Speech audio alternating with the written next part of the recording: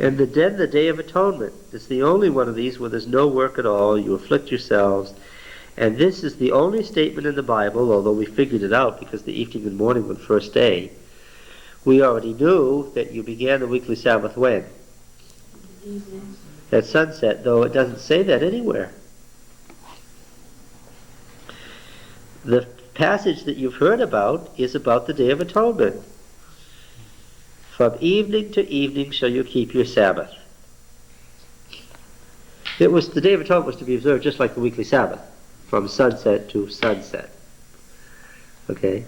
So all it's doing here is, it doesn't make this statement anywhere else, but we've already figured out that that's what it has to be, that from evening to evening is the time that the weekly Sabbath would have been observed. And so now they're making that explicit for the Day of Atonement. The Day of Atonement is the only one of the annual festivals that is on a par with the weekly Sabbath.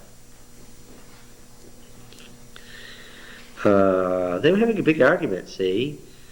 We should begin the Sabbath when the sun sets Greenwich Mean Time in England. No, we should begin the Sabbath when it's 6 p.m. Who are the they I'm talking about? The early Adventists, yeah. And Mrs. White was pointed to this text, which now none of those other things make any sense.